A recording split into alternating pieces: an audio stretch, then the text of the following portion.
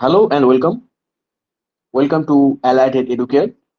আমি Koushik Sen on behalf of Allied Educare তোমাদের সামনে আবার চলে এলাম নতুন একটা সিরিজ নিয়ে। তোমরা ইতিমধ্যেই জানো যে ওয়েস্ট বেঙ্গল হেলথ রিক্রুটমেন্ট বোর্ডের যে অনগোয়িং ইন্টারভিউ চলছে তার প্রিপারেশন আমরা করাচ্ছি এবং কিছু স্পেশাল ক্লাসেস আমরা প্রোভাইড করছি ইউটিউবে। তো আজকে আমরা তেমনই একটা খুব ইন্টারেস্টিং টপিক নিয়ে আলোচনা করব, দ্যাট ইজ থ্যালাসেমিয়া বা ডিফারেন্ট টাইপ অফ হিমোগ্লোবিনোপ্যাথি। তোমরা এই ধরনের ক্লাস আমাদের কাছে পেয়েছিলে। তো তোমাদের জন্য, শুধুমাত্র তোমাদের জন্য এবং তোমাদের এই ইন্টারভিউ যেটা রয়েছে সেটা যাতে তোমরা ভালোভাবে দিতে পারো, সেই জন্য আমরা তোমাদের আগে ক্লাস করাবো থ্যালাসেমিয়ার উপরে। প্রিভিয়াস ইয়ার গুলোতে থ্যালাসেমিয়ার উপরে অনেক ধরনের কোশ্চেন করা হয়েছে। তো কিভাবে খুব শর্ট প্রসেসে আমরা থ্যালাসেমিয়াটাকে আমরা বুঝবো, ব্রড ক্লাস করাবো না, কারণ ইলাবোরেটলি করালে it will take much time. তো ব্রড ক্লাস আমরা বা ইলাবোরেটলি ক্লাস বা ইন ডিটেলস এ ক্লাস পরে হবে। তো আজকে আমরা দেখে নিই যে কি ধরনের কোশ্চেন এখান থেকে আসতে পারে, বা হোয়াট ইজ থ্যালাসেমিয়া, বা আমরা থ্যালাসেমিয়াকে ডায়াগনোসিস কিভাবে করবো। ডায়াগনস্টিক অ্যাপ্রোচ থেকে প্রচুর কোশ্চেন আসতে পারে থ্যালাসেমিয়াতে। তো যতটা থিওরি পড়বো ততটা প্র্যাকটিক্যাল সম্বন্ধে আমাদের কিন্তু নলেজ রাখতে হবে। তাহলে চলো শুরু করা যাক।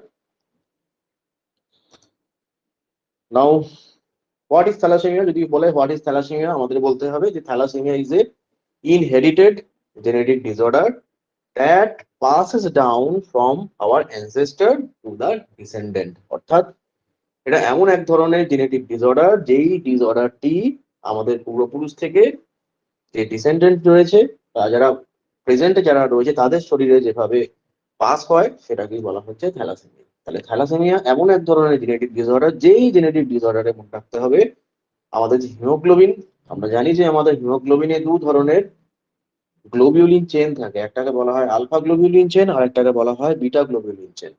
এই গ্লোবিউলিন চেনের সিনথেসিস যদি ঠিকঠাক না হয় বা সিনথেসিস ইজ ইম্পেয়ার্ড, অর্থাৎ সঠিকভাবে সিনথেসিস হলো না বা ইনকমপ্লিট সিনথেসিস হলো, দ্যাট ইজ কল্ড থ্যালাসেমিয়া। এছাড়াও থ্যালাসেমিয়া ছাড়াও অনেক হিমোগ্লোবিনোপ্যাথি রয়েছে, সেগুলোকে আমরা পরে ডিফাইন করব। তাহলে আমরা বলতে পারি thalassaemia is a inherited genetic disorder in which the synthesis of the globulin chain is impaired, অর্থাৎ গ্লোবিউলিন চেন সঠিকভাবে সিনথেসিস হতে পারে না। তো আমরা সবাই জানি যে দু ধরনের থ্যালাসেমিয়া দেখা যায়, একটাকে বলা হয় আলফা থ্যালাসেমিয়া, আরেকটিকে বলা হয় বিটা থ্যালাসেমিয়া। তো আলফা থ্যালাসেমিয়ার ক্ষেত্রে কি হয়, আলফা চেন সঠিকভাবে সিনথেসিস হয় না বা সম্পূর্ণরূপে অ্যাবসেন্ট থাকে। অথবা যদি আমরা বলি যে বিটা থ্যালাসেমিয়া, বিটা থ্যালাসেমিয়াতেও আমরা দেখি বিটা থ্যালাসেমিয়া যদি হয় সেক্ষেত্রেও কিন্তু যে বিটার গ্লোবিউলিন চেন সেটা কিন্তু সম্পূর্ণরূপে অনুপস্থিত থাকতে পারে বা অ্যাবসেন্ট থাকতে পারে, অথবা তাদের পার্শিয়ালি সিনথেসিস হতে পারে। তো সেইভাবে প্রচুর ধরনের টাইপ রয়েছে, সেই টাইপ গুলোকে নিয়ে আমরা ডিসকাস করব। তো দু রকম ক্রোমোজোম এখানে রয়েছে, একটি হচ্ছে ক্রোমোজোম নাম্বার 11, আরেকটি হচ্ছে ক্রোমোজোম নাম্বার 16। তো ক্রোমোজোম নাম্বার 16-এ আমরা জানি যে ক্রোমোজোম পেয়ারে থাকে, one is from mother and one is from father. তো এখানে ক্রোমোজোম 16 যে আলফা চেন আমাদের সিনথেসিস হয় তার জন্য চারটে জিন দায়ী, অর্থাৎ দেয়ার আর টু পেয়ার্স অফ জিন, মানে টোটাল চারটে জিন দায়ী, অর্থাৎ চারটে অ্যালিল দায়ী। দেখো এখানে চারটে অ্যালিলের কথা বলা রয়েছে, 1, 2, 3 and 4। তাহলে কি হচ্ছে, এই যে আলফা চেন আমরা দেখতে পাচ্ছি, alpha chain is being synthesized from this four alleles that is located on chromosome number 16। আবার যদি আমরা বিটা চেনের ক্ষেত্রে দেখি, বিটা চেনের ক্ষেত্রে that is related to chromosome number 11। Chromosome number 11-এ দুটি মাত্র অ্যালিল থাকে, অর্থাৎ প্রত্যেকটি ক্রোমোজোমে একটি করে জিন থাকে, অর্থাৎ এখানে দুটি অ্যালিল থাকছে। আলফার ক্ষেত্রে যেমন আলফা চেন সিনথেসিসের ক্ষেত্রে যেহেতু চারটে জিন রয়েছে বা চারটে অ্যালিল রয়েছে, আবার বিটা বিটা চেনের ক্ষেত্রে আমরা দেখতে পাচ্ছি যে ক্রোমোজোম নাম্বার 11-এ দুটি জিন রয়েছে, অর্থাৎ প্রত্যেকটি chromosome, one is from father and one is from mother, এখানে দুটি জিন রয়েছে। এই হলো একটি জিন, এই হলো আরেকটি জিন, দুটি অ্যালিল থাকে এখানে। তাহলে এই হচ্ছে আমাদের, তাহলে এই হলো আমাদের বিটা চেন কিভাবে সিনথেসিস হচ্ছে সেটা আমরা দেখতে পেলাম। তাহলে এখান থেকেও পরিষ্কার বোঝানো রয়েছে, দেখো এখানে কটি অ্যালিল রয়েছে আলফা চেনের ক্ষেত্রে, 1, 2, 3 এবং 4, এবং এখানে ক্রোমোজোম নাম্বার 16 রয়েছে। এবং বিটা গ্লোবুলিনের ক্ষেত্রে এখানে মাত্র দুটি অ্যালিল রয়েছে এবং এই দুটি অ্যালিল থেকে বিটা চেন সিনথেসিস হচ্ছে। এবার এই যে আমরা হিমোগ্লোবিনোপ্যাথি নিয়ে বলছি, হিমোগ্লোবিনোপ্যাথি মানে হিমোগ্লোবিন, আর প্যাথি মানে হচ্ছে ডিজিজ। তাহলে এই যে হিমোগ্লোবিনোপ্যাথি বা হিমোগ্লোবিনের যে ডিজিজ, সেটা দু ধরনের হতে পারে। সেটি দু ধরনের হতে পারে। একটি হচ্ছে production of abnormal haemoglobin molecule, অথবা synthesis of insufficient quantity of haemoglobin. তাহলে প্রথম যেটা যেটা আমরা বলছি থ্যালাসেমিয়া, তাহলে production of abnormal haemoglobin molecule, তাহলে এটাকে আমরা বলতে পারি যে কোয়ান্টিটেটিভ হিমোগ্লোবিনোপ্যাথি। কোয়ান্টিটেটিভ হিমোগ্লোবিনোপ্যাথি, আর এটাকে আমরা বলতে পারি কোয়ালিটেটিভ হিমোগ্লোবিনোপ্যাথি। কোয়ান্টিটেটিভ কেন বলছি আমরা? কোয়ান্টিটির কথা যখন আসছে, আমরা দেখতে পাচ্ছি থ্যালাসেমিয়াতে কি হচ্ছে। থ্যালাসেমিয়াতে আমরা দেখতে পাচ্ছি যে আইদার আলফা চেন সিনথেসিস হতে পারছে না, অথবা বিটা চেন সিনথেসিস হতে পারছে না, অর্থাৎ ইম্পেয়ার সিনথেসিস হচ্ছে। There is a impairment in the synthesis of the beta chain or alpha chain. সেই কারণের জন্য আমরা থ্যালাসেমিয়াকে বলতে পারি this is a quantitative quantitative haemoglobinopathy. এবং আমরা যদি দেখি অপর দিকে, যেমন আমরা দেখি সিকেল সেল অ্যানিমিয়া, অথবা haemoglobin C disease, haemoglobin D disease, এগুলোতে কি হচ্ছে, এগুলোতে কিন্তু গ্লোবিউলিন চেনের কোনো সিনথেটিক ইম্পেয়ারমেন্ট হচ্ছে না। গ্লোবিউলিন চেন যেরকম সিনথেসিস হওয়ার কথা, ঠিক সেরকম সিনথেসিস হচ্ছে, কিন্তু এখানে কিছু যে অ্যামাইনো অ্যাসিড সিকোয়েন্স রয়েছে, সেই অ্যামাইনো অ্যাসিড সিকোয়েন্সের কিছু চেঞ্জেস দেখতে পাচ্ছি। যেমন আমরা যদি সিকেল সেল অ্যানিমিয়ার ক্ষেত্রে বলি, সিকেল সেল অ্যানিমিয়ার ক্ষেত্রে কি হয়, যে বিটা চেন রয়েছে, তাহলে হিমোগ্লোবিনের যে বিটা চেন রয়েছে, সেই বিটা চেনের 6 নম্বর পজিশনে যখন গ্লুটামিক অ্যাসিড ভ্যালিন দিয়ে রিপ্লেসমেন্ট হচ্ছে, তখন সেই হিমোগ্লোবিনটা will be converted to haemoglobin S. তাহলে এখানে আমরা দেখতে পাচ্ছি হিমোগ্লোবিনের কোয়ালিটি ইম্পেয়ারমেন্ট হচ্ছে, অর্থাৎ একটা adult haemoglobin that is converted to sickle haemoglobin বা হিমোগ্লোবিন এস হিমোগ্লোবিন। সুতরাং এটাকে আমরা বলছি কোয়ালিটেটিভ হিমোগ্লোবিন। আর এখানে আমরা কি দেখতে পাচ্ছি, হিমোগ্লোবিন যে আলফা চেন বা বিটা চেন সেগুলো কম অ্যামাউন্টে তৈরি হচ্ছে, সেই জন্য এটাকে আমরা বলছি কোয়ান্টিটেটিভ হিমোগ্লোবিনোপ্যাথি। তো হিমোগ্লোবিনের যে নর্মাল রেঞ্জ, সেই নর্মাল রেঞ্জ গুলো খুব ভালো করে আমাদের কিন্তু জেনে রাখতে হবে। প্রথম কথা হচ্ছে হিমোগ্লোবিন কত রকমের হয় একটু দেখে নেওয়া যাক, তাহলে আমাদের থ্যালাসেমিয়াটা বুঝতে অ্যাকচুয়ালি সুবিধা হবে। হিমোগ্লোবিন কত ধরনের হয়, বা হিমোগ্লোবিনের কি কি ভ্যারিয়েন্টস রয়েছে সেগুলো একটু বুঝে নেওয়া যাক আগে।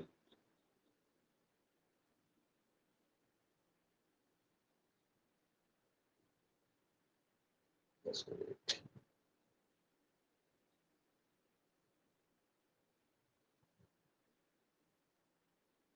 তো এখানে টোটাল 3 ধরনের হিমোগ্লোবিন পাওয়া যায়। একটি হলো হিমোগ্লোবিন এ, অর্থাৎ অ্যাডাল্ট হিমোগ্লোবিন, যার ফ্রিকোয়েন্সি হচ্ছে 95 থেকে 98%। Haemoglobin A2, haemoglobin A2 frequency হচ্ছে <3.5%। এবং haemoglobin F, that is 0.2 to 1%, অথবা আমরা ফিটাল হিমোগ্লোবিনের যে নর্মাল রেঞ্জ সেটাকে আমরা বলতে পারি <1%। তাহলে এই হচ্ছে আমার নর্মাল হিমোগ্লোবিনের যে পার্সেন্টেজ, সেই পার্সেন্টেজটা আমি বললাম। এবার কি হচ্ছে, যখনই এই থ্যালাসেমিয়া বা এই হিমোগ্লোবিনোপ্যাথি গুলো যদি যখন হয়, তখন কি হয়, এই যে হিমোগ্লোবিনের যে ভ্যারিয়েন্টস রয়েছে, সেই ভ্যারিয়েন্টস গুলোর যে পার্সেন্টেজ রয়েছে, সেই পার্সেন্টেজ গুলো অল্টারেশন হয়। সেই অল্টারেশন গুলি আজকে আমরা প্রথমে দেখবো। তাহলে প্রথম আমি যে থ্যালাসেমিয়াটা নিয়ে আজকে আলোচনা করব, সেই থ্যালাসেমিয়ার নাম হলো আলফা থ্যালাসেমিয়া। তাহলে দেখে নেওয়া যাক হোয়াট ইজ আলফা থ্যালাসেমিয়া, এবং প্রত্যেকটি হিমোগ্লোবিনের নর্মাল রেঞ্জ যে পার্সেন্টেজ সেটা কিন্তু ভালো করে দেখে নিতে হবে, ঠিক আছে? আর কোন হিমোগ্লোবিন কি কি দিয়ে তৈরি, যেমন অ্যাডাল্ট হিমোগ্লোবিন হলে দুটি আলফা চেন এবং দুটি বিটা চেন থাকবে এখানে। যদি এটা হিমোগ্লোবিন A2 হয়, তাহলে দুটি আলফা চেন এবং দুটি ডেল্টা চেন থাকবে। আর যদি ফিটাল হিমোগ্লোবিন হয়, তাহলে দুটি আলফা চেন এবং দুটি গামা চেন থাকবে। এই কোশ্চেনটা খুব কমন, অর্থাৎ কি ধরনের হিমোগ্লোবিনের মধ্যে কি ধরনের গ্লোবিউলিন চেন থাকে সেটা আমাদের জানতে হবে। তাহলে আলফাটা প্রত্যেক জায়গাতেই কমন, সেটা হিমোগ্লোবিন এ হোক, হিমোগ্লোবিন A2 হোক বা হিমোগ্লোবিন এফ হোক, আলফা চেন প্রত্যেকটা জায়গাতেই আছে, শুধু অপর যে দুটি চেন সেগুলোর মধ্যে চেঞ্জেস রয়েছে। তাহলে প্রথম আমি বলছি যে আলফা থ্যালাসেমিয়া থেকে অত কোশ্চেন হয়তো ইন্টারভিউতে জিজ্ঞেস করবে না, তবুও আমি জেনে রাখো। তো আমি যেটা বললাম সেটা হচ্ছে যে আলফা থ্যালাসেমিয়া বা আলফা যে চেন রয়েছে, আলফা গ্লোবিউলিন রয়েছে। আলফা গ্লোবিউলিন মানে একটা প্রোটিন, সেই গ্লোবিউলিনের সিনথেসিসের জন্য কটি অ্যালিল দায়ী? 4টি অ্যালিল দায়ী। তো এখানে কি হয়, এখানে অ্যাকচুয়ালি থ্যালাসেমিয়া কেন হয়, এই সমস্ত জিনগুলির মধ্যে পয়েন্ট মিউটেশন হয়। This is a one type of mutation, যেখানে জেনেটিক সিকোয়েন্স গুলো চেঞ্জ হয়ে যায়, that is called point mutation. এই পয়েন্ট মিউটেশন যখন হয় তখন কি হয়, তখন একটি জিন কি হয়, নন ফাংশনাল হয়ে যায়। দেখো এখানে 4টি জিন রয়েছে, 4টি জিনের মধ্যে একটি জিন উইল বিকাম নন ফাংশনাল। ফলে কি হবে, ফলে এখানে আলফা চেন হয়তো সঠিকভাবে সিনথেসিস হতে পারবে না, কিন্তু ইট উইল বিকাম সিমটোমেটিক, কারণ 3টে চেন অলরেডি রয়েছে বা 3টে জিন কিন্তু ইনট্যাক্ট রয়েছে। কোন 3টে জিন? এই একটি জিন ইনট্যাক্ট রয়েছে, এটি ইনট্যাক্ট রয়েছে এবং এটি ইনট্যাক্ট রয়েছে। তাহলে প্রবলেমটা কোথায় হয়েছে না, একটি জিনে পয়েন্ট মিউটেশন হয়ে গেছে and it requires no treatment. এখানে কোনো ট্রিটমেন্টের দরকার পড়ে না। এবার যদি আমরা দেখি যে দুটো জিন ডিলিট হয়ে গেছে বা দুটো জিনে মিউটেশন হয়েছে, তখন কি হয়, তখন সেক্ষেত্রেও আমাদের বলতে পারি যে সামান্য পরিমাণে হয়তো সিমটোমেটিক পেশেন্ট দেখা যায়, বা it does not require any type of treatment. দেখো এখানেও দেখো কি হয়েছে, এখানে দুটো দুটো অ্যালিল এখানে পয়েন্ট মিউটেশন হয়েছে, বাকি দুটো যেটা ব্লু কালার দিয়ে রিপ্রেজেন্ট করা রয়েছে সেগুলো কিন্তু সমান রয়েছে, সেগুলো কোনো চেঞ্জেস হয়নি। এইবার সমস্যাটা আরো জোরালো হয় যখন 3টে জিনের মিউটেশন হয়ে যায়। যখন এখানে 3টে জিনের মিউটেশন হয়ে যায় তখন অনলি ওয়ান জিন রিমেন্স ফাংশনাল। এবং সেখানে কি হয়, ভালো করে ব্যাপারটা বোঝো, যদি একটা জিন এখানে প্রেজেন্ট থাকে তাহলে এ কিন্তু সাফিসিয়েন্ট অ্যামাউন্টে আলফা চেন ফরমেশন করতে পারবে না। এবং এখানে আলফা চেনের যে formation, it will be very very লো। এখানে আলফা চেন সঠিকভাবে সিনথেসিস হতে পারবে না। ফলে কি হবে, ফলে এখানে বিটা চেনের সিনথেসিস ইনক্রিজ হয়ে যাবে। অর্থাৎ যখন 3টে জিন ডিলিট হয়ে গেল বা 3টে জিনের মিউটেশন হলো, এই একটা জিনের মিউটেশন, এই একটা জিনের মিউটেশন, এই একটা জিনের মিউটেশন, তাহলে ইট উইল বিকাম, তাহলে একটা পড়ে রইলো এবং এই একটা আলফা চেন থেকে কিন্তু sufficient amount of alpha chain তৈরি হবে না, হবে but it will be become very very low. খুব কম পরিমাণে আলফা চেন তৈরি হবে। এবার কি হবে, কিন্তু বিটা চেনের সিনথেসিস অর্থাৎ বিটা গ্লোবিউলিনের যে সিনথেসিস সেটা কিন্তু ইনক্রিজ হবে। বিটা গ্লোবিউলিন, বিটা গ্লোবিউলিনের সিনথেসিস ইনক্রিজ হবে এবং এখান থেকে একটা বিটা গ্লোবিউলিনের টেট্রামার তৈরি হবে, যেখানে 4টেই থাকবে কি, beta globulin, that is called haemoglobin H. অর্থাৎ কি হবে ব্যাপারটা, ব্যাপারটা খুবই সিম্পল, ভেরি ভেরি সিম্পল। এখানে কি হবে, 4টেই বিটা চেন তৈরি হবে, একটা, দুটো এবং 4টি। তাহলে এখানে 4টেই বিটা চেন থাকবে, that is called haemoglobin H. তাহলে হিমোগ্লোবিন এইচ মানে টেট্রামার অফ বিটা চেন। এবং এটা দেখা যাবে যখন 3টে জিন মিউটেটেড হয়ে যাবে।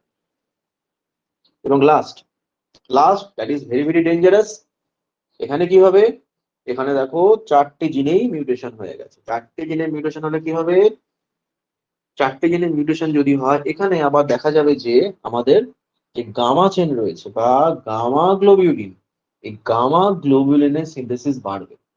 তাহলে যখনই 4টে জিন ডিলিট হয়ে যাবে, অর্থাৎ 4টে জিনের মধ্যেই মিউটেশন দেখা যাবে, তখন কি হবে, তখন গামা গ্লোবিউলিন ইনক্রিজ করবে। এবং এখানে কি হবে না, গামা গ্লোবিউলিনের টেট্রামার আমরা দেখতে পাবো। তাহলে এখানে কি হবে না, গামা গ্লোবিউলিনের টেট্রামার তৈরি হবে।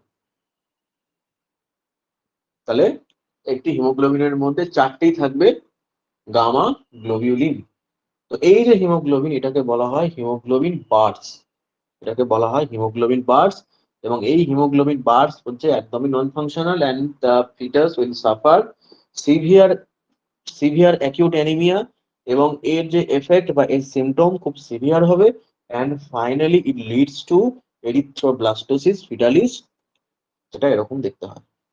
এরিথ্রোব্লাস্টোসিস ফিটালিস আমরা জানি আরেকটা ক্ষেত্রে দেখা যায়, that is haemolytic disease of newborn. তাহলে এটা গেল মোটামুটি একটা আলফা থ্যালাসেমিয়ার ওভারভিউ।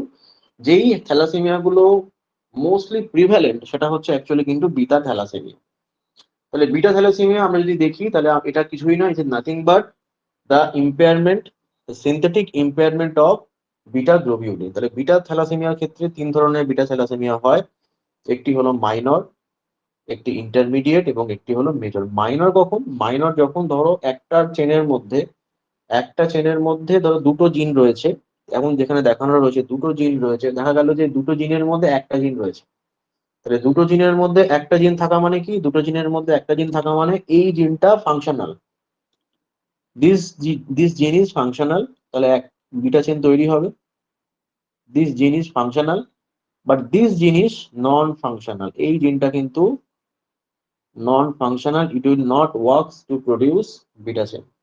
তাহলে it will leads to minor beta thalassaemia, এবং minor beta thalassaemia mildly symptomatic হয় এবং এখানে ব্লাড ট্রান্সফিউশনের কোনো রিকোয়ারমেন্ট পড়ে না এবং খুব মাইল্ড অ্যানিমিয়া দেখা যায়। This is called carrier stage. Carrier মানে রোগটা বহন করছে। কেন ক্যারিয়ার এটা আমি একটু পরেই বলে দিচ্ছি, কেন এটাকে আমরা ক্যারিয়ার বলছি। এটাকে বলা হয় ক্যারিয়ার, অর্থাৎ রোগটাকে বহন করে, but the carrier itself has no symptom at all. ঠিক আছে, মানে no no no severe symptom at all. এবং বিটা থ্যালাসেমিয়া ইন্টারমিডিয়া কি? ইন্টারমিডিয়া হচ্ছে যখন ধরো একটা চেন পুরোপুরি ডিলিট হয়ে গেছে, যেমন একটা চেন নেই। ধরো এখানে কি হয়েছে, এখানে দেখা যাচ্ছে যে জিন is completely mutated. Gene is completely mutated, but another gene is partially mutated. অর্থাৎ এই জিনটা, এটা পার্শিয়ালি মিউটেটেড মানে এটা পার্শিয়ালি ফাংশনাল, পুরোটা পুরোপুরি ফাংশনাল নয়, partially functional. That is why leads to intermediate beta thalassaemia. Intermediate beta থ্যালাসেমিয়াতে আমরা মডারেট অ্যানিমিয়া দেখতে পাই, মডারেট অ্যানিমিয়া।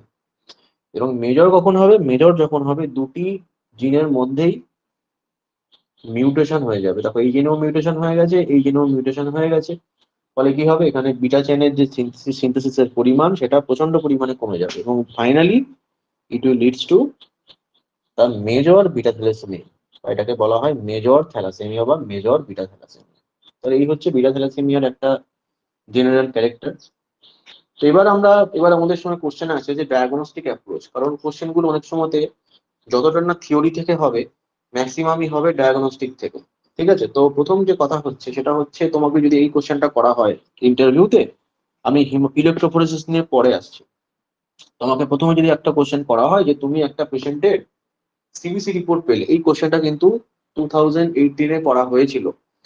তোমাকে যদি জিজ্ঞেস করে যে একটি পেশেন্টের হিমোগ্লোবিনের সিবিসি রিপোর্ট, একটি পেশেন্টের সিবিসি রিপোর্ট করা হলো এবং সিবিসি রিপোর্ট থেকে তুমি পেরিফেরাল ব্লাড স্মিয়ার বানালে, তো পেরিফেরাল ব্লাড স্মিয়ার থেকে তুমি কিভাবে বুঝবে থ্যালাসেমিয়া, অথবা তুমি আমাদের সিবিসি থেকে কিভাবে বুঝবে সেটা হচ্ছে থ্যালাসেমিয়া মাইনর। অর্থাৎ তুমি কিভাবে পেরিফেরাল ব্লাড স্মিয়ার থেকে আইডেন্টিফাই করতে পারবে দিস পেশেন্ট হ্যাজ থ্যালাসেমিয়া, অথবা তুমি কিভাবে সিবিসি রিপোর্ট থেকে বুঝতে পারবে যে সেই পেশেন্টের মাইনর থ্যালাসেমিয়া রয়েছে বা মাইনর বিটা থ্যালাসেমিয়া রয়েছে।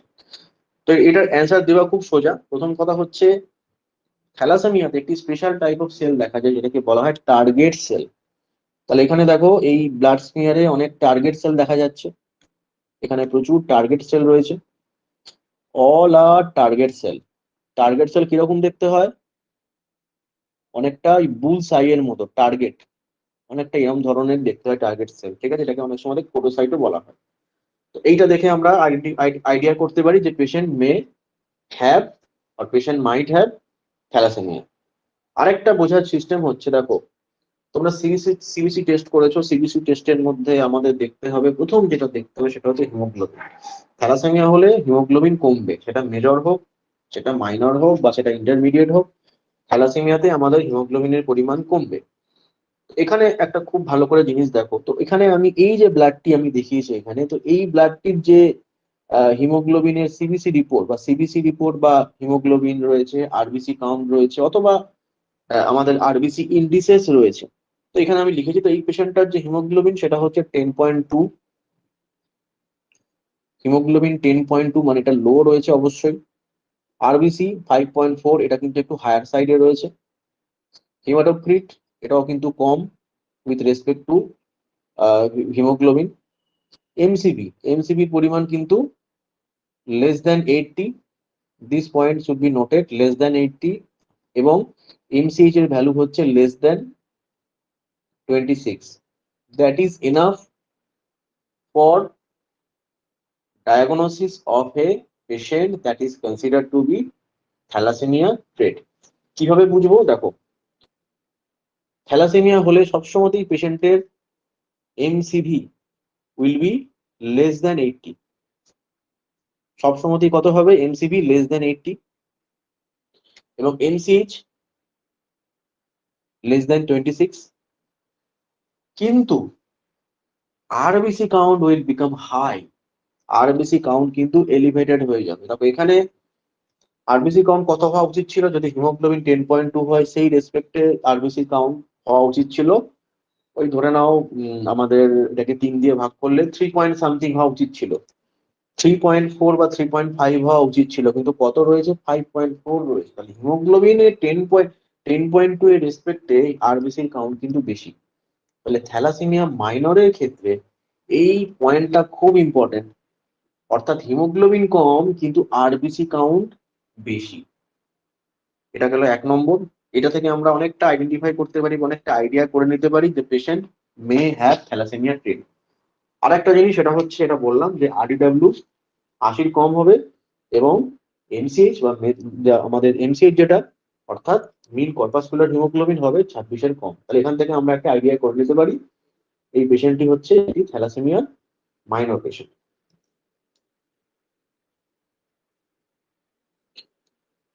আচ্ছা, এই যে ব্লাড পিকচারটি দেখা যাচ্ছে, এই ব্লাড পিকচারটির মধ্যে আমরা যেটা দেখতে পাচ্ছি সেটা হচ্ছে প্রচুর পরিমাণে এনআরবিসি রয়েছে। থ্যালাসেমিয়া মেজর, আমরা জানি যে thalassaemia is a one type of haemolytic anaemia. Thalassaemia is a one type of haemolytic anaemia. কেন হিমোলাইটিক অ্যানিমিয়া এটাকে বলা হয়? কারণ হচ্ছে আর কিছুই নয়, the hemoglobin is the hemoglobin is not as good as normal person। তাহলে হিমোগ্লোবিন নর্মাল পার্সনে যা হিমোগ্লোবিন রয়েছে তার যা quality, the quality is not as good as the normal person. তাহলে কি হবে? সেই হিমোগ্লোবিন গুলো 120 দিনের আগেই নষ্ট হয়ে যাচ্ছে। ফলে কি হবে? It will leads two anaemia. এবং এই অ্যানিমিয়া যদি খুব সিভিয়ার হয় তাহলে কি দেখা যায়? তাহলে দেখা যায় থ্যালাসেমিয়া মেজর যদি দেখা যায় তাহলে আমরা এখানে দেখতে পারি হিমোলাইসিসের পরিমাণ বেশি। এবং আমরা জানি যে হিমোলাইসিসের পরিমাণ যখন বেশি হয় তখন কি পাওয়া যায়? এখানে হিমোলাইসিসের পরিমাণ যখন বেশি পাওয়া যায় তখন আমরা এখানে পাই এনআরবিসি বা নিউক্লিয়েটেড আরবিসি। তাহলে এখানে দেখতে পাচ্ছি এই ব্লাড পিকচার থেকে আমরা প্রচুর পরিমাণে নিউক্লিয়েটেড আরবিসি দেখতে পাচ্ছি। এবং এই পেশেন্টের যে পেরিফেরাল ব্লাড স্মিয়ার, এই ব্লাড স্মিয়ারে যে হিমোগ্লোবিনের ভ্যালু সেটা কিন্তু লেস দেন 5। তাহলে এখান থেকে আমরা আইডিয়া করে নিতে পারছি যে কোনটা হিমোগ্লোবিনের ভ্যালু কত হতে পারে, বা আমরা একটা আইডিয়া করে নিতে পারি যে এটা হচ্ছে ওয়ান টাইপ অফ। এবং এখানে অবশ্যই আরেকটা জিনিস দেখার জিনিস সেটা হচ্ছে এখানে কিন্তু আমাদের টার্গেট সেল রয়েছে। এই টার্গেট সেল কিন্তু one of the most important identifying character of thalassaemia. আচ্ছা, তো আরেকটি স্যাম্পল তোমরা দেখো, আরেকটি আমি এক্সাম্পল দেখাই। এক্ষেত্রে এই পেশেন্টটিও is suffering from thalassaemia minor, beta thalassaemia minor. দেখো এখানে হিমোগ্লোবিনের ভ্যালু কত? হিমোগ্লোবিনের ভ্যালু 9.8। কিন্তু এখানে আমরা যদি আরবিসি কাউন্ট দেখি, আরবিসি কাউন্ট হচ্ছে 6.50, মানে অনেক বেশি, মানে above the normal, above the normal range. তাহলে হওয়া উচিত ছিল 3 পয়েন্ট সামথিং হওয়া উচিত ছিল আরবিসি কাউন্ট, কিন্তু এখানে অনেক বেশি। এবং অ্যাজ ইউজুয়াল এমসিবির ভ্যালু লেস দেন 80, এমসিএইচ এর ভ্যালু হচ্ছে লেস দেন 26। এবার কি করা হয়? আমরা জানি যে থ্যালাসেমিয়ার স্ক্রিনিং টেস্টের মধ্যে সব থেকে স্পেসিফিক এবং সব থেকে সেন্সিটিভ হলো হাই পারফরমেন্স লিকুইড ক্রোমাটোগ্রাফি। ঠিক আছে, তো high performance liquid chromatography is the most sensitive and most specific test for the diagnosis of thalassaemia major minor whatever it may be. তাহলে এখানে আমরা দেখতে পাচ্ছি যখন আমরা এটা থ্যালাসেমিয়া যখন টেস্ট করব বা এই স্পেসে যখন করব আমরা দেখতে পাচ্ছি যে কি দেখতে পাচ্ছি না, এখানে কত ভ্যালু হয়েছে? হিমোগ্লোবিন A2 এর ভ্যালু হচ্ছে 4.6। আমি একটু আগে তোমাদের হিমোগ্লোবিনের পার্সেন্টেজ গুলো দেখাচ্ছিলাম। আমি বলেছিলাম যে হিমোগ্লোবিন A2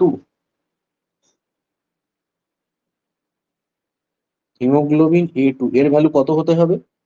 হিমোগ্লোবিন A2 এর ভ্যালু হতে হবে লেস দেন 3.5%। এই হিমোগ্লোবিন A2 এর ভ্যালু যদি 3.5% এর বেশি হয়, এবং যদি এর ভ্যালু 9% নিচে হয় তখন তাকে আমরা বলবো, বা আমরা এরকম ভাবে বলতে পারি, যখন এর ভ্যালু হিমোগ্লোবিন A2 এর ভ্যালু যখন 4 থেকে 9% পর্যন্ত হবে তখন তাকে আমরা বলতে পারি থ্যালাসেমিয়া ট্রেট, অর্থাৎ বিটা থ্যালাসেমিয়া ট্রেট। আমরা এটাকে খুব সহজেই বলতে পারি, ঠিক আছে। এবং হিমোগ্লোবিন A2 এর ভ্যালু এর ওপরে যদি বেশি হয় তখন সেগুলো অন্যান্য যে হিমোগ্লোবিনোপ্যাথি সেগুলোকে ইন্ডিকেট করে। মানে যেমন আমি বলছি, ধরো হিমোগ্লোবিন A2 এর ভ্যালু যখন আমাদের 9%-এর বেশি হয়ে যাবে, হিমোগ্লোবিন A2 এর ভ্যালু যখন 9%-এর বেশি হয়ে যাবে, it will indicate towards the haemoglobin E disease. ঠিক আছে, হিমোগ্লোবিন ই ডিজিজ, অর্থাৎ হিমোগ্লোবিন A2 যতক্ষণ পর্যন্ত 9% পর্যন্ত রয়েছে it will consider to be thalassaemia trait. কিন্তু যখনই হিমোগ্লোবিন A2 এর ভ্যালু 9%-এর বেশি হবে, it will indicates towards the haemoglobin E disease, that is called, it may be haemoglobin E heterozygous অথবা হিমোগ্লোবিন ই হোমোজাইগাস। এই হলো ব্যাপার। আচ্ছা, তো আমরা হিমোগ্লোবিন যে ইলেকট্রোফোরেসিস এর মাধ্যমেও আমরা হিমোগ্লোবিন গুলো সেপারেশন করতে পারি এবং তার থেকে আমরা হিমোগ্লোবিনের যে পার্সেন্টেজ গুলো রয়েছে সেগুলো আমরা জানতে পারি। তো এটা হচ্ছে এইচপিএলসি। তাহলে এইচপিএলসি অথবা আমরা করতে পারি haemoglobin electrophoresis. HPLC, what is HPLC? HPLC মানে হচ্ছে এখানে দুটি ফেজ থাকে, একটি হচ্ছে স্টেশনারি ফেজ আর একটি হচ্ছে মোবাইল ফেজ। এবং এই স্টেশনারি ফেজ এর মধ্যে দিয়ে আমার যে অ্যানালাইট, সেই অ্যানালাইটটি মুভমেন্ট করে। এবং যতক্ষণ পর্যন্ত এই মুভমেন্টটা হয়, অর্থাৎ ধরো এখানে আমি দেখাতে চাইছি, এখানে ধরো দু ধরনের মলিকুল রয়েছে, এখানে একটি রেড কালারের মলিকুল রয়েছে এবং এখানে একটি ইয়েলো কালারের মলিকুল রয়েছে। এবং এই যে ব্ল্যাক কালারের ফেজ, এটাকে আমরা বলছি stationary phase. This is called stationary phase. এবং এই মোবাইল ফেজ কি করে? এই মোবাইল ফেজ এই অ্যানালাইট গুলোকে এই সলিড বা স্টেশনারি ফেজের মধ্যে দিয়ে ফ্লো করে নিয়ে যায়। তো এখানে কি দেখা যাচ্ছে, দেখো এখানে একটা সার্টেন টাইমের পর আমরা দেখতে পাচ্ছি যে তাহলে এদের মুভমেন্টটা কোন দিক থেকে কোন দিকে হচ্ছে, এদের মুভমেন্টটা হচ্ছে লেফট টু রাইট, মানে এদিক থেকে এদিকে মুভমেন্টটা হচ্ছে। তাহলে দেখো ইয়েলো কালারের মলিকুলটা আগে চলে এসেছে এবং রেড কালারের মলিকুলটা দে ল্যাগ বিহাইন্ড দ্য ইয়েলো কালারের মলিকুল। তাহলে আমরা বলতে পারি, তাহলে এই যে আমাদের কলমের মধ্যে, তাহলে এটাকে বলে column. Stationary phase just like a column. সেই কলমের মধ্যে দিয়ে আমাদের অ্যানালাইটের যে পার্টিকেল গুলো সেগুলো মুভমেন্ট করে। তাহলে এই কলমের মধ্যে কতক্ষণ এই পার্টিকেল গুলো থাকছে, সেই টাইমটাকে বলা হয় রিটেনশন টাইম। তাহলে রিটেনশন টাইম আমরা যখন ক্রোমাটোগ্রাম দেখি, এই ক্রোমাটোগ্রামে এই রিটেনশন টাইম এটাকে আমরা এক্স অ্যাক্সিসে রাখি। এই রিটেনশন টাইম দেখে অ্যাকচুয়ালি হিমোগ্লোবিন গুলোকে আইডেন্টিফাই করে মেশিন। ঠিক আছে, প্রত্যেকটি হিমোগ্লোবিনের রিটেনশন টাইম আলাদা আলাদা হয়। হিমোগ্লোবিনের রিটেনশন টাইম একরকম, হিমোগ্লোবিন A2 রিটেনশন টাইম একরকম। ঠিক আছে, হিমোগ্লোবিন এস এর রিটেনশন টাইম একরকম, হিমোগ্লোবিন এফ এর রিটেনশন টাইম একরকম। সুতরাং এইভাবে রিটেনশন টাইমের উপর ডিপেন্ড করে এবং আরো কিছু ক্যালকুলেশনের মাধ্যমে মেশিন আমাদের বলে দেয় যে কত পার্সেন্ট হিমোগ্লোবিন আমাদের ব্লাডের মধ্যে প্রেজেন্ট রয়েছে। তাহলে এই হচ্ছে আমাদের এইচপিএলসি প্রিন্সিপাল। আবার বলছি, HPLC principal is very very simple. এখানে কি করা হয়, এখানে একটি স্টেশনারি ফেজের মধ্যে দিয়ে ব্লাড স্যাম্পেলটিকে চালানো হয় এবং কি করা হয়, এখানে অবশ্যই একটি মোবাইল ফেজ থাকে। এই মোবাইল ফেজ এই স্টেশনারি ফেজের মধ্যে দিয়ে অ্যানালাইট স্যাম্পল গুলিকে ফ্লো করতে হেল্প করে। এবং অ্যাকর্ডিং টু দা ইন্টারঅ্যাক্টিভিটি, অর্থাৎ ইন্টারাকশন করছে হিমোগ্লোবিন মলিকুল গুলো স্টেশনারি ফেজের সঙ্গে কতটা ভালোভাবে ইন্টারাক্ট করছে। যে হিমোগ্লোবিন যত ভালোভাবে ইন্টারাক্ট করবে সে তত তার রিটেনশন টাইম তত বেশি হবে। যত ভালোভাবে মানে রিয়াক্ট করবে বা যত ভালোভাবে তাদের মধ্যে ইন্টারাকশন হবে, তাদের রিটেনশন টাইম অনেক বেশি হবে। এবং তাদের মধ্যে ইন্টারাকশন কম হবে, তারা কিন্তু আগে বেরিয়ে যাবে, অর্থাৎ তাদের রিটেনশন টাইম কম। রিটেনশন টাইম থেকে আমরা এই আইডিয়াটা করে নিতে পারি। এইচপিএলসি ছাড়াও আমরা আরেকটি মেথডে হিমোগ্লোবিন ইলেকট্রোফোরেসিস করতে পারি, বা হিমোগ্লোবিনকে আমরা সেপারেট করতে পারি ইলেকট্রোফোরেসিস টেকনিকের মাধ্যমে। এখানে কি করা হয় দেখো, এখানে কিছুই নয়, ইলেকট্রোফোরেসিস যেরকম ভাবে করা হয় ঠিক সেরকম ভাবে ইলেকট্রোফোরেসিস এখানে করা হচ্ছে। তো এখানে একটি ইলেকট্রিক্যাল ফিল্ড, এই ইলেকট্রিক্যাল ফিল্ডের মধ্যে দিয়ে কিছু charge particle, haemoglobin is charge particle, মনে রাখতে হবে। এই হিমোগ্লোবিন মলিকুল গুলো according to their charge they move from negative to positive electrode, অর্থাৎ নেগেটিভ থেকে পজিটিভ ইলেকট্রোড দিকে মুভ করতে থাকে। তো এখানে একটা নেমোনিক্স রয়েছে, এই নেমোনিক্সটা তোমরা মনে রাখতে পারো। অর্থাৎ কোন হিমোগ্লোবিনের ইলেকট্রোফোরেটিক মোবিলিটি সব থেকে বেশি, কোন হিমোগ্লোবিনের ইলেকট্রোফোরেটিক মোবিলিটি সব থেকে বেশি, কোশ্চেন করতেই পারে। তো আমরা এখানে যেটা দেখতে পাচ্ছি সেটা হচ্ছে haemoglobin H. What is haemoglobin H? Haemoglobin H আমি অলরেডি ডিসকাস করে দিয়েছি। হিমোগ্লোবিন এইচ মানে হচ্ছে that is a one type alpha thalassaemia, যেখানে তিনটে অ্যালিল মিউটেটেড থাকে, এবং ফলে কি হয়, ফলে এখানে বিটা চেনের টেট্রামার তৈরি হয়, that is called haemoglobin H. তাহলে এই হিমোগ্লোবিন এইচ এর চার্জ সব থেকে বেশি বলে, নেগেটিভ চার্জ সব থেকে বেশি বলে এ আগে মুভ করছে এবং এ আগে পজিটিভের দিকে এগিয়ে আসছে। আবার যদি দেখি আমরা যে হিমোগ্লোবিন সি এগুলো সব কিন্তু আমাদের কোয়ালিটেটিভ হিমোগ্লোবিনোপ্যাথির মধ্যে পড়ে, এবং এগুলো সব অ্যাবনর্মাল হিমোগ্লোবিন, এবং হিমোগ্লোবিন সি সব থেকে লাস্টে রয়েছে, ঠিক আছে। তো এই হলো ব্যাপার। তো তাহলে আমাদের যদি জিজ্ঞেস করে যে কোন হিমোগ্লোবিনের ইলেকট্রোফোরেটিক মোবিলিটি সব থেকে বেশি সব থেকে কম, আমরা জেনারেলি কি করি, আমরা জেনারেলি তিন ধরনের হিমোগ্লোবিনকে এস্টিমেট করি। একটা হলো HbA2, আরেকটি হলো হিমোগ্লোবিন অ্যাডাল্ট হিমোগ্লোবিন, আরেকটি হচ্ছে হিমোগ্লোবিন এফ। তাহলে সব থেকে আগে যে ফাস্টেস্ট মুভমেন্ট কার, জিজ্ঞেস করতেই পারে কোন হিমোগ্লোবিন সব থেকে ফাস্ট মুভ করে ইলেকট্রোফোরেটিক ফিল্ডে, ইলেকট্রিক্যাল ফিল্ডে কোন হিমোগ্লোবিন সব থেকে ফাস্ট মুভ করে। দেখো এখানে আমরা দেখতে পাচ্ছি খুব সহজেই যে হিমোগ্লোবিন এ মুভ ফাস্টেস্ট, এটা আমরা বলতে পারি ফাস্টেস্ট। আর হিমোগ্লোবিন A2 হচ্ছে স্লোয়েস্ট। অর্থাৎ আমরা যদি একটা ইলেকট্রিক্যাল ফিল্ডের মধ্যে দিয়ে হিমোগ্লোবিন গুলোকে মাইগ্রেট করানোর চেষ্টা করি, এটা একটা ধরো ইলেকট্রিক্যাল ফিল্ড, নেগেটিভ থেকে পজিটিভের দিকে আমরা মাইগ্রেট করানোর চেষ্টা করছি। তাহলে প্রথম যেটা মুভ করবে, একদম প্রথম যেটা ফার্স্ট মুভমেন্ট হবে সেটা হলো হিমোগ্লোবিন A। তার আর একটু আগে কে থাকবে, এর একটু আগে এখানে থাকবে হচ্ছে আমাদের হিমোগ্লোবিন F। এবং একদম স্লোয়েস্ট মোবিলিটি কার হবে, একদম স্লোয়েস্ট মোবিলিটি হবে হিমোগ্লোবিন A2।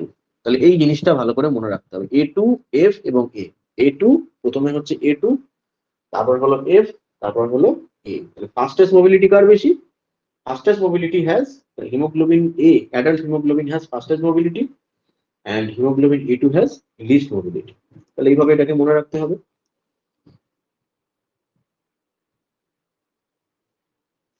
আচ্ছা, আরেকটা কোশ্চেন আমি এখান থেকে দেখিয়ে দিই তোমাদের।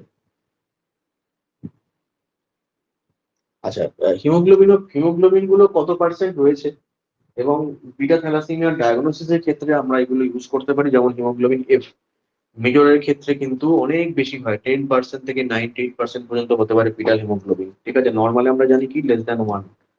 আচ্ছা, মাইনরের ক্ষেত্রে এটা ভ্যারিয়েবল হতে পারে। আবার হিমোগ্লোবিন এর যে পার্সেন্টেজ, মেজরে বলছে অ্যাবসেন্ট থাকে, মেজরে হিমোগ্লোবিন A কিন্তু অ্যাবসেন্ট থাকে, ঠিক আছে। আবার মাইনরে কি হচ্ছে, মাইনরে হিমোগ্লোবিন A যেটা, সেটা কিন্তু 80 থেকে 90% থাকছে হিমোগ্লোবিন A। আর নর্মালে কত থাকছে, নর্মালে 97% থাকছে হিমোগ্লোবিন A2। মেজরে হচ্ছে ভ্যারিয়েবল, এবং মাইনরে কত থাকবে, মাইনরে হিমোগ্লোবিন A2 যে ভ্যালু সেটা হচ্ছে 4 থেকে 9%, এটা মনে রাখতে হবে। এবং হিমোগ্লোবিন A2 নর্মালে আমাদের 3.5%, less than 3.5% is the normal range in case of normal individual, ঠিক আছে। এই হচ্ছে ব্যাপার।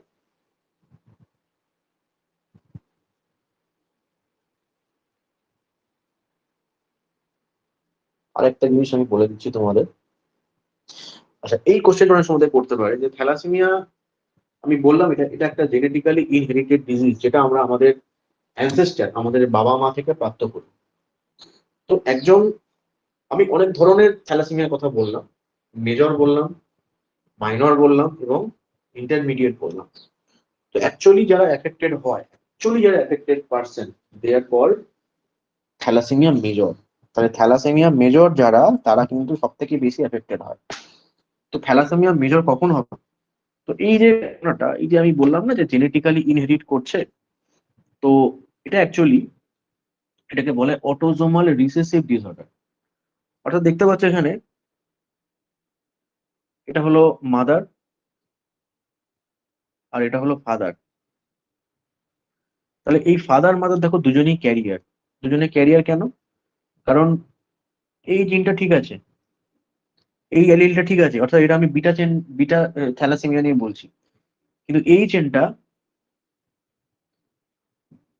এই জিনটা ঠিক নেই, এখানে মিউটেশন রয়েছে। ঠিক মাদারের ক্ষেত্রেও একই, ফাদারের ক্ষেত্রেও একই, এই জিনটা ওকে রয়েছে কিন্তু এই জিনের প্রবলেম রয়েছে। তাহলে দুজনেই হচ্ছে ক্যারিয়ার। দুজনেই যদি ক্যারিয়ার হয়, দুজনেই যদি ক্যারিয়ার হয়, there is a chance of 25% of a baby being born with thalassaemia major. তাহলে দুজনেই যদি ক্যারিয়ার হয়, তাহলে there is a 25% chance of a baby with being born with thalassaemia major. এবার অটোজোমাল রিসেসিভ কেন? Why it is called autosomal recessive? কারণ আমরা যে ক্রোমোজোম নাম্বার গুলোর কথা বললাম, অর্থাৎ এখানে আমরা বলছি chromosome number 11। Chromosome number 11 is autosome. দু ধরনের ক্রোমোজোম থাকে, একটাকে বলা হয় অটোজোম, আরেকটিকে বলা হয় সেক্স ক্রোমোজোম। তাহলে এই যে অটোজোম অর্থাৎ chromosome number 11, it is a autosome. এবং রিসেসিভ কেন? রিসেসিভ কেন বলছি, যে নর্মাল যে জিন, দুটো জিনের কথা আমি বললাম এখানে, একটি হলো নর্মাল জিন, আরেকটি হলো অ্যাবনর্মাল জিন। এবার এই যে অ্যাবনর্মাল জিনটা, এটা কিন্তু রিসেসিভ কন্ডিশনে থাকে, এটা কিন্তু ডমিনেন্ট জিন নয়। অর্থাৎ এখানে ডমিনেন্ট কোনটা? আমরা যদি এটা দেখি, আমরা এখানে বুঝতে পারবো নর্মাল জিন ইজ ডমিনেন্ট, অর্থাৎ নর্মাল অ্যালিলটা হলো ডমিনেন্ট। আর যেটা মিউটেটেড জিন, সেটা কিন্তু রিসেসিভ, সেটা কিন্তু ডমিনেন্ট নয়। এবার কি হচ্ছে, যখন যখন এইরকম কন্ডিশন হচ্ছে, ধরো এখানে আমরা দেখতে পাচ্ছি 50% অফস্প্রিং, 50% অফস্প্রিং কি হবে এখানে, এরা দুজনেই ক্যারিয়ার হবে। দেখো দুটো ক্যারিয়ার রয়েছে, অর্থাৎ 50% উইল বি ক্যারিয়ার। তাহলে এখানে 50% ক্যারিয়ার, 25, সরি এটা ভুল বললাম, এইটা হবে 25%।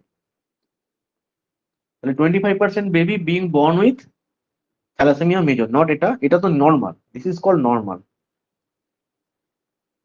কারণ এখানে এইটা হচ্ছে ওকে জিন, এটা হলো নট ওকে জিন, হোয়াইটটা হলো নট ওকে জিন, ঠিক আছে।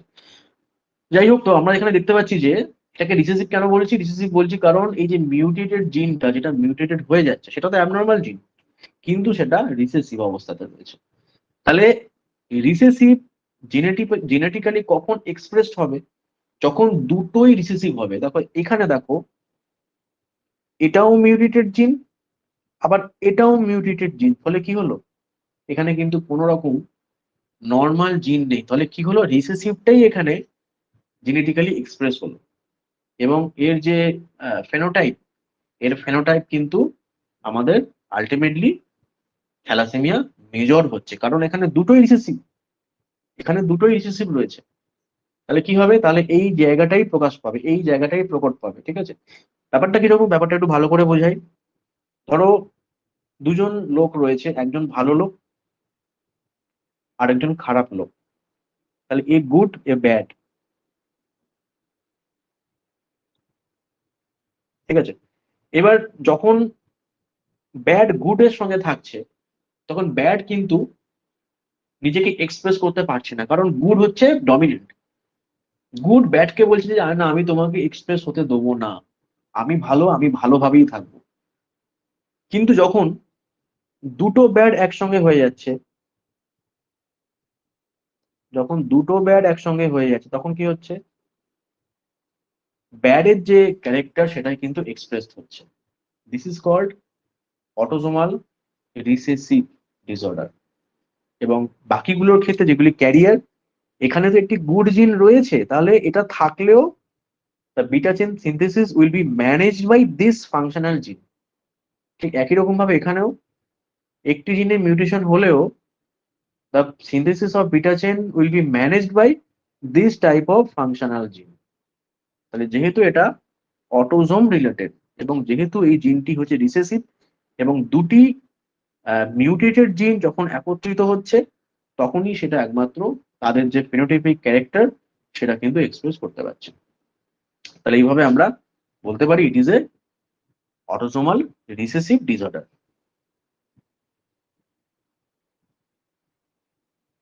সিকেল সেল অ্যানিমিয়া থেকে কোশ্চেন করতে পারে, সিকেল সেল অ্যানিমিয়া কেন হয়? তো আমাদের বলতে হবে যে সিকেল সেল অ্যানিমিয়া হচ্ছে এমন একটা জেনেটিক ডিসঅর্ডার যেখানে বিটা চেনের 6 নাম্বার পজিশনে কি হয়, বিটা চেনের 6 নাম্বার পজিশনে glutamic acid is replaced by valine. ফলে যে হিমোগ্লোবিনটা তৈরি হয় সেই হিমোগ্লোবিনটা হলো নন ফাংশনাল এবং সেই হিমোগ্লোবিনটাকে বলা হয় হিমোগ্লোবিন এস। এবং এই হিমোগ্লোবিন এস কি করে, এগুলো হচ্ছে স্টিকি। এই হিমোগ্লোবিন একে অপরের সঙ্গে জুড়ে যায়, জুড়ে গিয়ে কি করে পলিমারাইজেশন অফ হিমোগ্লোবিন তৈরি করে। এই পলিমারাইজেশন অফ হিমোগ্লোবিন তৈরি হলে কি হবে, হিমোগ্লোবিনের যে স্ট্রাকচার সেটা অনেক লম্বা হয়ে যাবে। ফলত কি হবে, ফলে আরবিসির যে শেপ, আরবিসির শেপটা কিন্তু চেঞ্জ হয়ে যাবে এবং এটা অনেকটা ক্রিজেন্ট শেপের মতো দেখতে হবে বা সিকেল সেলের মতো দেখতে হবে, সেই জন্য এটাকে বলা হয় সিকেল সেল অ্যানিমিয়া। এখানে পরিষ্কার দেখা যাচ্ছে যে নর্মাল ক্ষেত্রে কি হচ্ছে, নর্মাল ক্ষেত্রে আমাদের গ্লুটামিক অ্যাসিড রয়েছে, যখন এটা সিকেল সেল হয়ে যাচ্ছে তখন glutamic acid will be replaced by valine এবং এটা কোথায় হচ্ছে, বিটা চেনে হচ্ছে। আচ্ছা, থ্যালাসেমিয়ার ক্ষেত্রে আমরা জানি যে যেহেতু এমসিবি কম এবং এমসিএইচও কম, আমরা এখানে মাইক্রোসাইটিক হাইপোক্রোমিক অ্যানিমিয়া দেখতে পাই। তাহলে বিটা থ্যালাসেমিয়াতে আমরা কি কি ধরনের অ্যানিমিয়া দেখতে পাই, মাইক্রোসাইটিক হাইপোক্রোমিক অ্যানিমিয়া দেখতে পাই। কোরোসাইট যেটা বললাম যে টার্গেট সেল কোথায় দেখা যায় না, টার্গেট সেল দেখা যায় থ্যালাসেমিয়ার ক্ষেত্রে, সেটা মেজর হোক মাইনর হোক বা ইন্টারমিডিয়েট হোক, সব ক্ষেত্রেই আমরা কিন্তু কোরোসাইট দেখতে পাই। আরেকটা যে হিমোগ্লোবিন এইচ ডিজিজের কথা আমি বললাম, তো আমি বললাম কি হিমোগ্লোবিন এইচ ডিজিজে কি হয়, আলফা যে এই আমাদের আলফা গ্লোবুলিনের যে 3টে জিন এখানে মিউটেটেড হয়ে যায় এবং একটা আলফা চেনই ফাংশনাল থাকে। এবং কি হয়, যেহেতু 3টে আলফা গ্লোবিউলিন প্রডিউসিং জিন যেহেতু অফ হয়ে যাচ্ছে, তাহলে একটা মাত্র রয়েছে। ফলে কি হবে, এখানে বিটা চেনের সিনথেসিস অনেক বেড়ে যায়। ফলে কি হয়, টেট্রামার অফ টেট্রামার অফ বিটা চেন তৈরি হয়।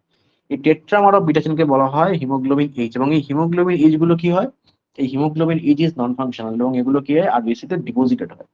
এবং এগুলোকে যখন আমরা সুপ্রাভাইটাল স্টেন দিয়ে স্টেন করি তখন এগুলো অনেকটা ওরকম রেটিকুলোসাইটের যেরকম অ্যাপিয়ারেন্স, ঠিক সেরকম না হলেও আমাদের যে হিমোগ্লোবিন এইচ গুলো, এগুলো ব্রাইট ব্লু কালারের দেখতে লাগে, দেখতেই পাচ্ছ এখানে, এবং এটাকে বলা হয় গল্ফ বল অ্যাপিয়ারেন্স। অনেকটা গল্ফ বলের অ্যাপিয়ারেন্স দেখতে লাগে, সেজন্য এটাকে বলা হয় গল্ফ বল অ্যাপিয়ারেন্স। তো হিমোগ্লোবিন এইচ আমরা কখন দেখতে পাবো, যখন আলফা থ্যালাসেমিয়া হবে। ক্লেভার বেটকি টেস্ট, দু ধরনের টেস্ট হয় অ্যাকচুয়ালি থ্যালাসেমিয়ার ক্ষেত্রে। আমি 3 ধরনের টেস্টের কথা বলছি। একটাকে বলা হয় অ্যাসিড ইলিউশন টেস্ট, যদিও অ্যাসিড ইলিউশন টেস্ট এটা থ্যালাসেমিয়ার সঙ্গে কোনো রিলেটেড নয়। এটা হচ্ছে Rh positive, Rh negative mother, তার যে ব্লাড রয়েছে সেই ব্লাডের মধ্যে বেবির কোনো আরবিসি রয়েছে কিনা সেটাকে ডায়াগনোসিস করতে ইউজ করা হয়, এটাকে বলা হয় acid illusion test. RBC being resistant to the acid, RBC can not be broken down, এবং এটাকে আমরা এই অ্যাসিড ইলিউশন টেস্টের মাধ্যমে ডায়াগনোসিস করতে পারি। এবং এখানে অ্যাকচুয়ালি কি করা হয়, মাদারের ব্লাডের মধ্যে ফিটাল আরবিসি কতগুলো রয়েছে সেগুলোকে কাউন্ট করে এবং একটি ক্যালকুলেশনের মাধ্যমে আমরা দেখি যে মাদারের ব্লাডের মধ্যে ফিটাল ব্লাডের ফ্রিকোয়েন্সি কত। এই ফ্রিকোয়েন্সি অনুযায়ী যেগুলো নেগেটিভ মাদার, আমরা এটা হেমোলাইটিক ডিজিজ অফ নিউবর্নের ক্ষেত্রে দেখেছি যে কতটা পরিমাণ ব্লাড মাদারের শরীরে এসছে, যদি সেই মাদার নেগেটিভ হয় তাহলে তাকে কতটা পরিমাণ অ্যান্টি আরএইচ গ্লোবিউলিন দেওয়া হবে, সেটা এই টেস্টের মাধ্যমে ডিটারমিনেশন করা। যদিও এটা থ্যালাসেমিয়ার সঙ্গে কোনো রিলেশন নেই। থ্যালাসেমিয়ার সঙ্গে যে রিলেশনটা রয়েছে সেটা হচ্ছে একটি টেস্ট যেটাকে বলা হয় নেস্ট্রপ টেস্ট, এটাকে বলা হয় naked eye osmotic fragility test. Naked eye osmotic fragility test, এই naked eye osmotic fragility test হচ্ছে খুব সিম্পলেস্ট একটা টেকনিক, যেই টেকনিকের মাধ্যমে আমরা একটা খুব সিম্পল টেস্টের মাধ্যমে বলে দেবো যে whether this person is suffering from thalassemia or not। এখানে কি করা হয়, একটি টেস্ট টিউবের মধ্যে 0.35% নর্মাল স্যালাইন নেওয়া, এই নর্মাল 0.35% স্যালাইন নেওয়া, নট নর্মাল স্যালাইন, 0.35% স্যালাইন নেওয়া হয় এবং এখানে ব্লাড অ্যাড করা হয়। যদি দেখা যায় যে ব্লাডটা হিমোলাইসিস করে গেছে, তার মানে বুঝতে হবে this this patient is normal বা নেগেটিভ রেজাল্ট। যদি দেখা যায় যে ব্লাডটা হিমোলাইসিস করেনি, তার মানে হচ্ছে সেটা ইন্ডিকেট করে যে this patient may be suffering from thalassaemia. কারণ আমরা জানি যে থ্যালাসেমিয়া ক্ষেত্রে যে আরবিসি গুলো হয়, দে আর লেস অসমোটিক্যালি ফ্রাজাইল, দে আর লেস অসমোটিক্যালি ফ্রাজাইল। তাহলে থ্যালাসেমিয়ার যে সেলগুলো, এগুলো কিন্তু এই যে ফ্র্যাজিলিটি, এর ফ্র্যাজিলিটি কিন্তু কম, অর্থাৎ এটা কিন্তু সহজে রাপচার হয় না। ঠিক আছে, তো এই নেট্রপস টেস্টের মাধ্যমে বা নেকেড আই অসমোটিক ফ্র্যাজিলিটি টেস্টের মাধ্যমে আমরা খুব সহজে এটাকে ডায়াগনোসিস থ্যালাসেমিয়াকে ডায়াগনোসিস করতে পারি।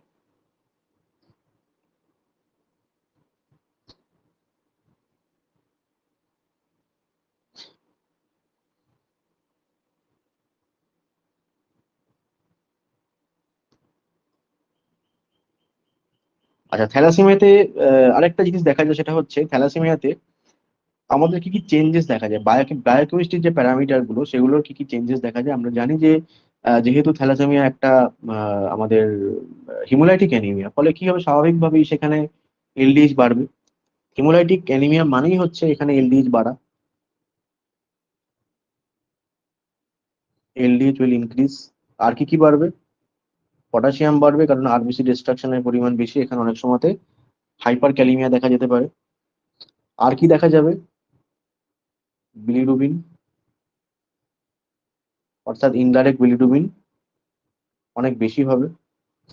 এছাড়াও সিরাম আয়রন বেশি হবে, কারণ এখানে হিমোলাইসিস বেশি, হিমোলাইসিস যেখানে বেশি সেখানে আয়রন সবসময় বেশি হবে। টিআইবিসি, টিআইবিসি যেহেতু আয়রন অনেক বেশি, টিআইবিসি কমবে। আয়রন কম থাকলে টিআইবিসি বাড়ে এবং আয়রন বেশি থাকলে টিআইবিসি কমে। আর কি হবে, ফেরিটিন, এখানে ফেরিটিন কিন্তু ইনক্রিজ হয়। ঠিক আছে, আর আর আমরা দেখতে পাই যেটা, সেটা হচ্ছে হ্যাপ্টোগ্লোবিন, যেহেতু হিমোলাইটিক অ্যানিমিয়া হ্যাপ্টোগ্লোবিন কমে। তাহলে আমরা এই ধরনের প্যারামিটার গুলো দেখতে পাই যদি কোনো পেশেন্টের থ্যালাসেমিয়া হয়। তো আরেকটা জিনিস ভালো করে বলে রাখি, সেটা হচ্ছে একটু ডায়াগনস্টিক অ্যাপ্রোচে আসি। থ্যালাসেমিয়ার যে গ্রাফটা, তো এটা হলো একটি থ্যালাসেমিয়া গ্রাফ। কি কি টেকনিক্যাল কোশ্চেন এখান থেকে করতে পারে, তবে এই গ্রাফে আমরা একটা এরিয়া ক্যালকুলেট করি, একটা এরিয়া টোটাল করে ক্যালকুলেট করা হয় ক্রোমাটোগ্রামের ক্ষেত্রে। যারা থ্যালাসেমিক ডিপার্টমেন্টে কাজ করো তাদের ক্ষেত্রে এই কোশ্চেনটা করতে পারে। তো কি হয়, এখানে তোমাদের জিজ্ঞেস করতে পারে যে একটা এরিয়া হয় টোটাল, এই টোটাল এরিয়াটা কত হতে হবে। ক্রোমাটোগ্রামের মধ্যে যে total area, it must be greater than 10 lakhs। Area, total area,